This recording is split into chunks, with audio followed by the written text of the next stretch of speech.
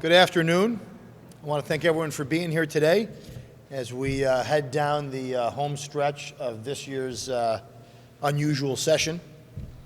I'm joined by my colleagues to outline a package of some common sense legislation to protect crime victims by fixing the governor's out-of-control parole board and keeping New York's most dangerous violent criminals where they belong, which is behind bars.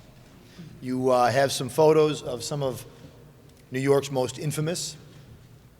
You can contrast our push to restore common sense and public safety with the latest proposals by my colleagues across the aisle, which are, as usual, far more focused on solving the problems of the criminals who are behind bars.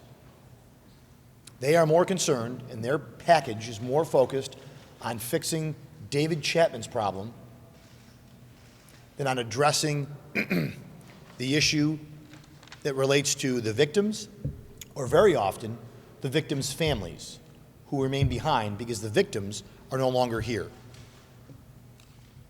Elder parole, fair and timely parole, clean slate. All of these policies or bills have nice names, and they are the latest proposals that prioritize criminals over their victims. We have seen the parole board take a drastic left turn in recent years, absent any changes from the state legislature. Releasing cop killers like Herman Bell, Anthony Bottom, and Richard Rivera. I sponsor a bill to reform New York's out-of-control parole board by allowing for the removal by a majority vote of the legislature, requiring 3 or more members to personally interview potential parolees, and I require a unanimous decision to grant parole. We also have several bills by my colleagues that protect those who have been victimized and give them a stronger voice. Something that often gets overlooked when these violent criminals are being considered for parole is the trauma that victims and families are forced to live over and over again. Every time their victimizer comes up for parole, they have to send a victim impact statement. Every time they have to relive that possibility that individual will be released back into the community. This package of bills, sponsored by my colleagues, would allow victim impact statements to be video recorded and require all members of the board to review all victim statements prior to hearing. Expands the pool of impacted who are allowed to submit written statements in support or opposition to granting of discretionary release. Protects the confidentiality of victim statements, authorizes parole boards to require violent felons to serve maximum term, and increases the time from 24 to 60 months between consideration for violent offenders. We feel this is a strong package that holds the parole board more accountable to the voices of victims and makes sure that those victims are prioritized and protected. Our common sense approach is in direct contrast to the radical pro-criminal policies being heralded by the majority as reforms. These proposals come at a time when crime rates are up in major metro areas, a direct result of previous criminal justice reforms. I want to restate that. The increase in crime, just the other day, the governor said the 3 biggest issues facing New York City, this is Governor Cuomo, crime, crime, and crime. Ironically, he apparently doesn't know what the solution is or is unaware of why that is happening. It's happening because of laws that he signed.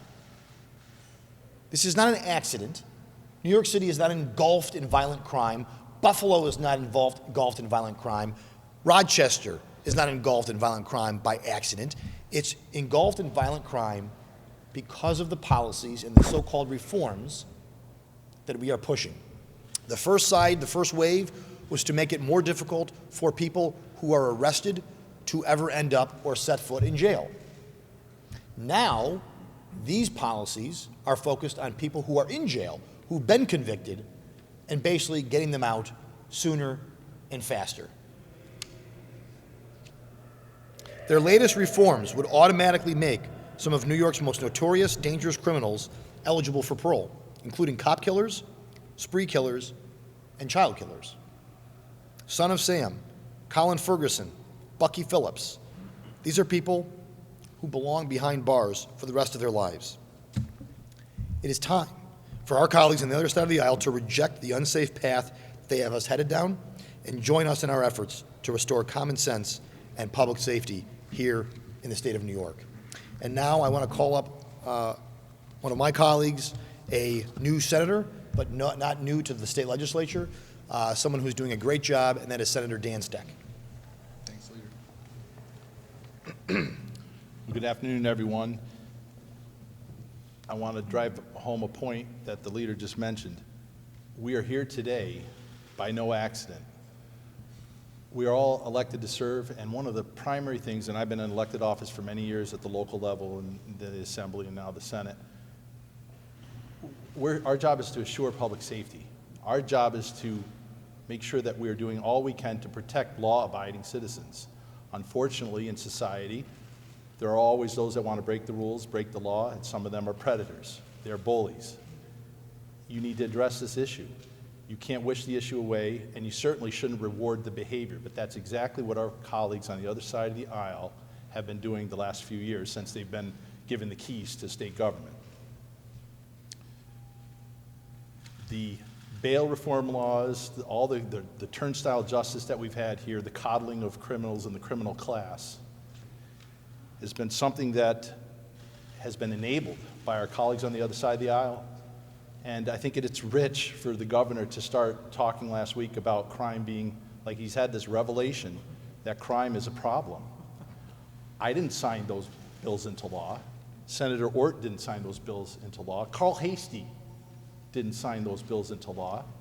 Governor Cuomo signed those bills. He should have been signing a veto had he listened to my colleagues in this conference, had he listened to my colleagues in the Assembly Republican Conference, had he bothered to consult and talk and listen to the district attorneys elected in the state of New York, had he been bothered to talk to the police chiefs and the Sheriff's Association, all of which were on record before these bills were voted on, and certainly before he signed them into law.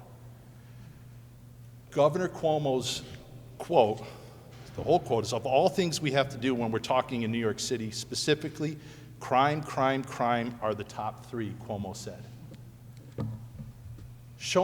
That's a jaw dropper to me. Bemoaning a spike in crime across the state after signing these bills is akin to an arsonist saying, "Where did the smoke come from?" Governor Cuomo, you lit the match. You signed these bills. Now we have 2 weeks left in our session. The governor's concerned about crime. This isn't complicated. Where's the program bill, Governor? Send us a program bill that unrings this bell that you rang. We owe it to the law-abiding citizens that we are sworn to protect. They deserve nothing less from us. This path that we're on is not only destructive, it is baffling to all of us, and it needs to stop before it gets even worse. Now, it's my privilege now to introduce a fellow freshman in the conference, somebody that's certainly doing a great job already, but importantly on this subject, knows law enforcement better than most. Her son is a cop, and her husband is a cop. So I will turn it over to Alexis Wyke. Alexis, thank you. Thank you, Dan. I appreciate that. Over the last 3 years, we've seen that one-party control has repeatedly passed pro-criminal, anti-law enforcement legislation that puts convicted felons' rights above victims' rights. First, we had so-called bail reform, which immediately put violent felons back on the streets, handcuffing police, and putting our communities in danger. And we hear this over and over again. I was listening to my colleagues even over the weekend, and even as early as this morning, colleagues from across the aisle complaining that shootings are up and crime is up. Why do you think that is? We also had discovery reform, which lets criminals revisit the scene of their crime, putting victims in fear, in anguish. It stresses the family that these individuals who were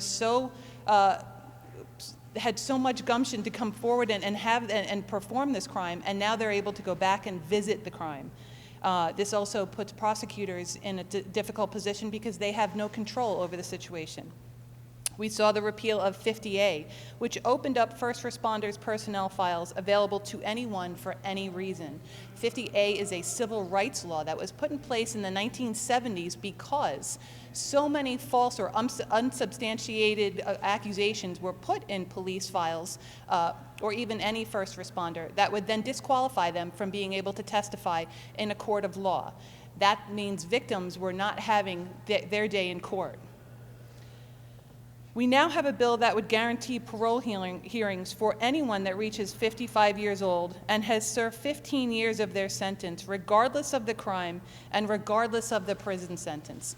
We have a system in place that not only has a judge, but has a jury of your peers who then listens to the crime and decides what the punishment should be. And now apparently we're throwing that aside.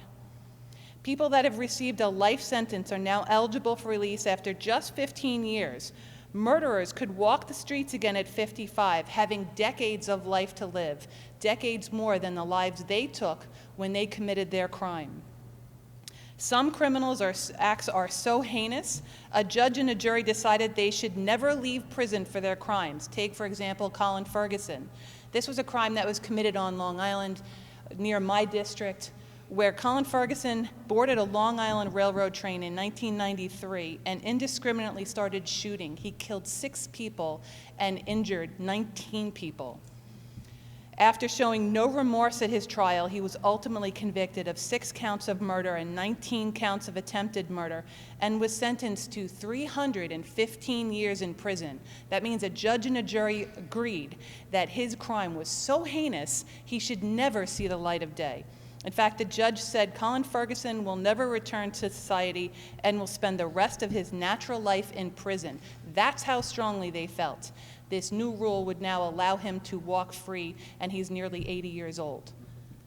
Allowing this bill to become law is a grave injustice to the family and friends of those lost in 1993 and all victims.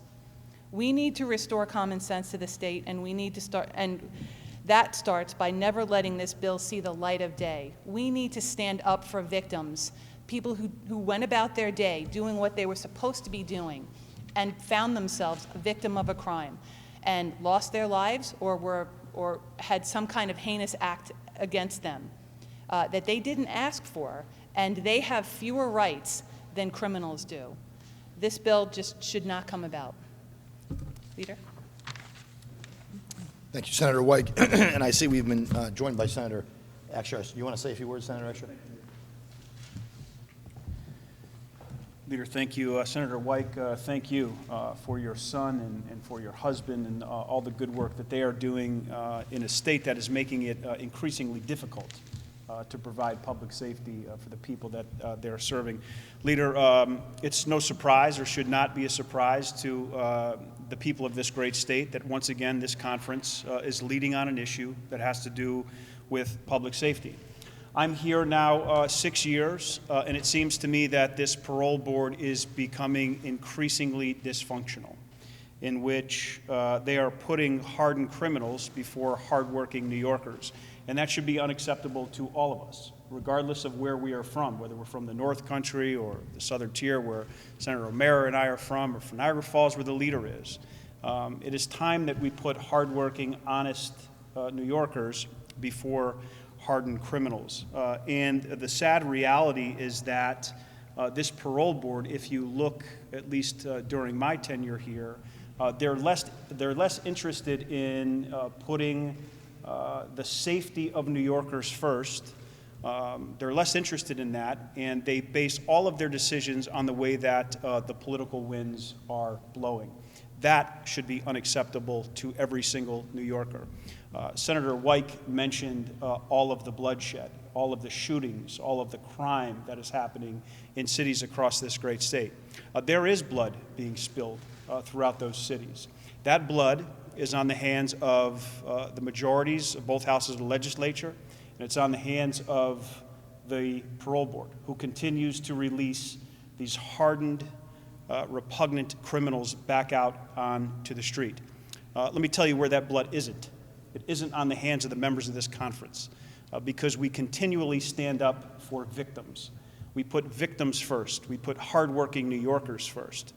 That's where our priorities always have been, and there is no doubt in my mind, under the leadership of Senator Ort, that's where our priorities will remain. Thank you. Thank you, Senator Akshar. So just to sum up, and we'll take any questions, on-topic questions first, as usual. This package, I think, is important in contrast to what they want to do. And just to recap, so you're all familiar with, of course, the Clean Slate Bill, which erases, expunges the records of even violent criminals, of money launderers. It would make it impossible to know who you're hiring, to know what someone's background is. You're all familiar with the elder parole, which of course makes someone automatically at 55, and you've already had to serve 15 years. So I got news for you. You can ask any prosecutor out there, if you're over 55 and you've been in jail for longer than 15 years, you're there for something quite serious. We're talking about B felonies or more. And as Senator White outlined, a judge, this isn't like a, you know, you've heard this comment about someone shouldn't be judged by the worst moment in their life. And conceptually, I agree with that. But we're not talking about that. We're not talking about like a Google search that came up, you know, something embarrassing you did in college and it's going to impact your job search. These are people who killed people. You know what the worst moment of their victims' lives were? That day. You know, the families, that's the worst day in their life. And it will be for the rest of their lives. There's no reprieve from that. The only justice we can offer those families is to keep these people locked up for the length of their prison sentence. Again, they were sentenced by a jury of their peers and a judge, convicted by a jury of their peers and sentenced by a judge. And then last is the fair parole, sponsored by Senator Rivera, which essentially means you have to prove this person will be a threat, otherwise they have to be paroled. I mean, it's very obvious what we're trying to do. It's very obvious this is not about reform. This is overturning, a continuing overturning of the system. And not only is it certainly anti-police, anti-law enforcement, I'm going to argue that it is absolutely anathema and anti-public safety. If you're wondering why there's an increase in crime, it's because public safety, this isn't about public safety. Public safety be damned. We're trying to achieve and make happy the furthest of the furthest left, regardless of anything else. We know crime is a problem, yet the Democrats who run state government can't do what they need to do about it because they're terrified of those on the far left. That's why this is happening, and our package, really, which is common sense, we're talking about allowing victims to record their statements, to make sure that those impact statements are considered by the board, by people who make the determination to release someone. A unanimous vote to let a convicted killer back into society. These, a couple years ago, would not have been that radical, and yet here we are today proposing them as common sense solutions. And I'll guarantee you, and I know I have, and I'm sure many of my colleagues have, I have received phone calls from constituents who have been victimized by someone who is currently in prison. Their loved one is no longer here, and they're concerned for their own safety if this individual is released back into society.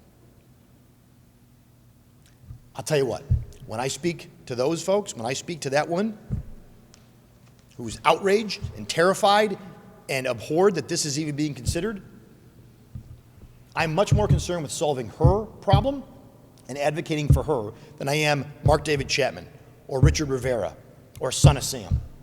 I'm not concerned with their problem. My colleagues across the aisle seem to be laser focused on solving their problem. This conference is laser focused on standing up for victims and for public safety. And with that, I'll certainly take any questions. It seems like most of these people you're highlighting have been eligible for parole for decades. Mm-hmm. How does that Democratic bill change their situation at all? When they turn 55, Bill, they'd automatically have to be considered for parole. So yes, some of these folks have been eligible and they've been turned down, thankfully. But the point is, all of these folks, and people like them, would automatically be considered for parole at the age of 55. I don't think the fact that you're 55 should make you eligible automatically to be released. I think what you did and the crime and the amount of time you served and your behavior should go into whether you're considered for parole. But the fact that you reach a certain age and that you've also been in jail for more than 15 years, which again means you've committed a serious offense, should not in and of itself determine parole eligibility. As the senator said, the governor has been defying crime in New York City, and then also, of course, we've seen this rise in shootings in Albany itself. So, I mean, do you think that it's kind of a weird juxtaposition between what's happening, again, outside these walls, outside of the legislature itself, and the Democrats, as you said, that I mean, how does that look then? I mean, you guys have been talking to constituents. Right. What are they saying to you guys? I think there needs to be, I think the Democrats are certainly hoping that the public does not understand the linkage between the reforms that have happened and the direct increase in crime. It is my job to make sure that the public does understand that linkage, because it is real. That linkage is not a political talking point. Since these reforms have been put in place, crime has increased, period, end of story. Violent crime has increased. Now, I'm sure the governor and others would love for you to think that they're going to be the person coming to the fire to put it out. The problem is they're coming with a can of gas and not a can of water. So these policies, and more like it, simply are going to continue what I see as an increase in crime and less public safety, and again, an increase in violent crime. That's what I think we're really focused on today, and I think each and every day when we talk about increase in shootings, increase in muggings, increase in murders. So I am sure they would love for people not to make the connection, but it is I believe my duty and my colleagues' duty to make sure that people understand why this increase has occurred. It's just like we talk about why do people leave New York State, and we talk about the policies that are passed here in the state capitol that have real life impacts. The same is true when we talk about bail reform, discovery reform, repeal of 50A, and I think just the overall tenor and rhetoric from my colleagues across the aisle. Do you have evidence of the linkage, though? Some of the other reasons that people say might be the gun laws, or just in general, that people... You know, Karen, Or also that they Gun laws weren't changed. gun laws weren't changed. And I'll tell you what, I'm not going to respond to more violent offenders on the streets by taking away legal gun owners' ability to own guns. That's like disarming people while you're letting out more violent offenders from jail. And that is an actual thing that's happening. So you can just look at 2019, when the laws were passed, and look at the crime rates since 2019. do you think that's the only explanation? I think that's a very big part of the explanation. Aren't the crime rates increasing throughout the country, not just here in New York, in states where they haven't done things like the bail reform? I can only speak to here in New York, Bill. I don't follow crime rates in Illinois or California, but I can tell you here in New York, if you're going to try to spin a web that we let out violent offenders with no bail, we're letting out cop killers, we're creating a rhetoric, and the rhetoric, to your point about across the country, maybe that's why, because the rhetoric against police and the rhetoric against law enforcement and public safety, that's been nationwide. Led right here in New York. But that's been nationwide, that it's okay to attack police officers, that they're all racist, that it's all corrupt. And the only way to get it is to overturn it. Well, this conference stands against such rhetoric and such policies. But I can tell you here in the state of New York, there's little to tell me that all the things that my conference, I remember Senator Akshar, Senator Lanza debating some of these bills on the floor when they were passed, and everything they said would happen has started to happen. You know, a big area of crime that's increased over the past few years has been shootings, as you mentioned, and obviously the big problem is the illegal guns that are on the streets. Does the conference have any position on how the state can move to get rid of illegal gun trafficking and illegal guns? Democrats have press conference today. One idea was to gun manufacturers are liable for. Oh, my goodness. That's ridiculous. You know, Dan, I can tell you this. Our conference has always been against illegal guns. I don't know anyone that I've met that's for illegal guns. I haven't met an elected official yet. We are against illegal guns, and in fact, they're illegal because there are currently laws that make them so. So obviously enforcement is important, but the idea that you're going to hold gun manufacturers responsible for the acts of people, especially if they're already committing a crime by possessing an illegal weapon, I don't see how that changes anything. Criminals, the very people we're here talking about today, that we want to help, that we need to solve their problem, they, by definition, don't follow laws. That's why they're criminals.